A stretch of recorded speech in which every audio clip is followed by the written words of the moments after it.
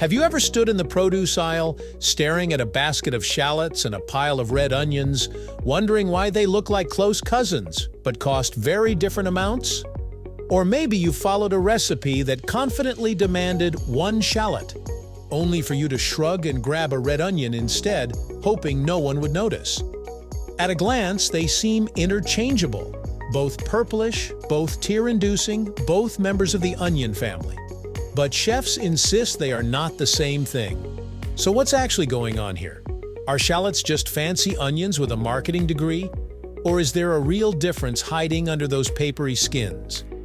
Today, let's peel back the layers, quite literally, and uncover the fascinating story behind these two beloved kitchen staples, right here on History of Simple Things.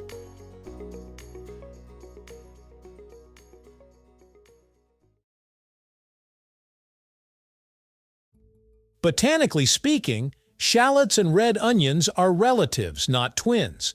They both belong to the allium family, which includes garlic, leeks, and chives, but they grow and behave differently. Red onions grow as single, round bulbs, expanding outward like a balloon underground. Shallots, on the other hand, grow in clusters, more like garlic.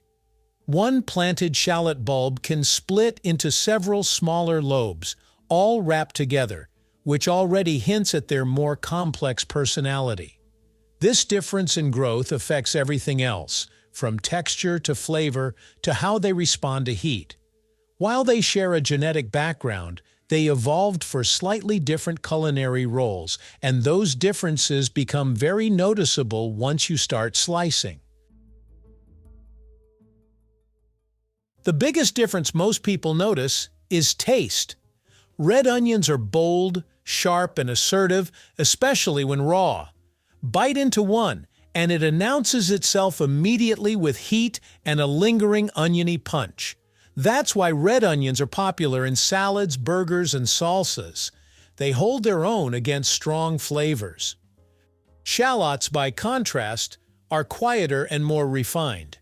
They're milder, slightly sweet, and sometimes described as having a hint of garlic woven into the onion flavor. Instead of overwhelming a dish, shallots tend to blend in smoothly, adding depth without shouting. This is why chefs often reach for it when making delicate sauces, vinaigrettes, or dishes where balance matters more than bite. Cooking changes both vegetables, but not in the same way.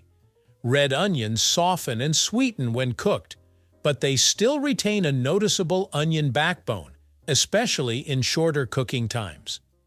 Caramelized red onions become rich and jammy, yet they remain unmistakably onion-forward.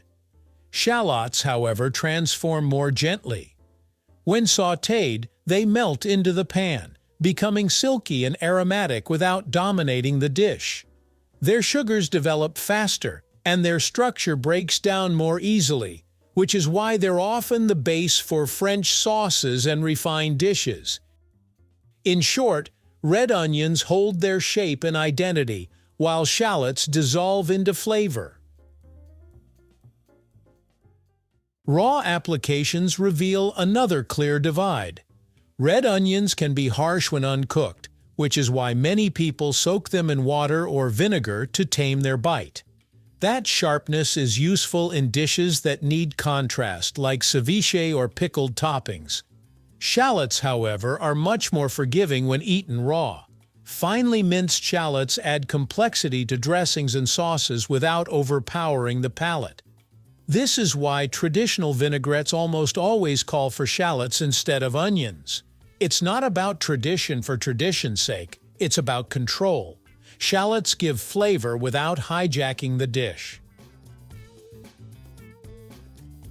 Now, let's talk about price, because that's usually where suspicion enters the conversation. Shallots are almost always more expensive than red onions, and there are practical reasons for that. They're smaller, yield less usable flesh per bulb, and are typically harvested and handled in smaller quantities. Their cluster growth also makes large-scale farming slightly less efficient. Red onions, by contrast, are hardy, productive, and easy to grow in bulk. So while shallots may feel fancy, their price reflects agricultural realities more than culinary snobbery.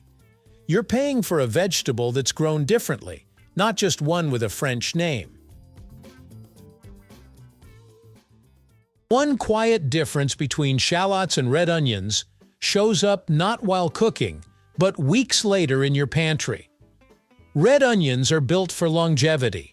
When stored in a cool, dry, well-ventilated place, they can last for weeks, sometimes even months, without much change in quality. Shallots, because of their thinner skins and smaller size, tend to dry out or sprout faster if they're not used in time.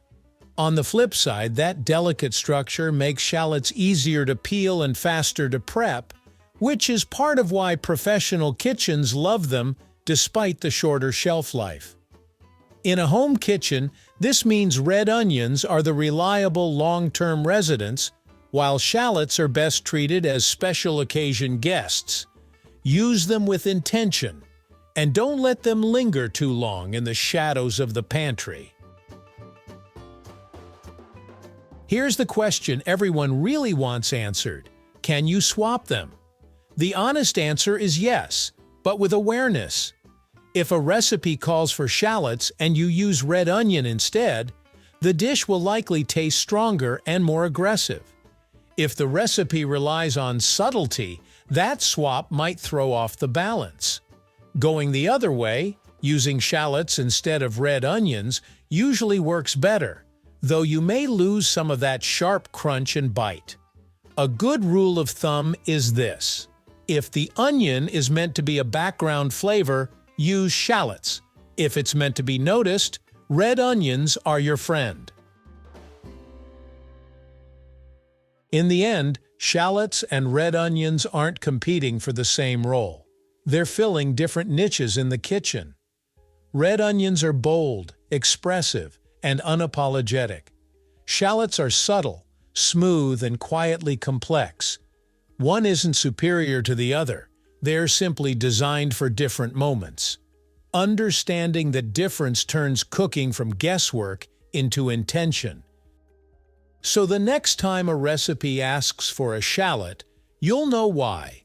And when a red onion makes more sense, you won't feel like you're breaking any culinary rules. You'll just be choosing the right voice for the dish you're about to create.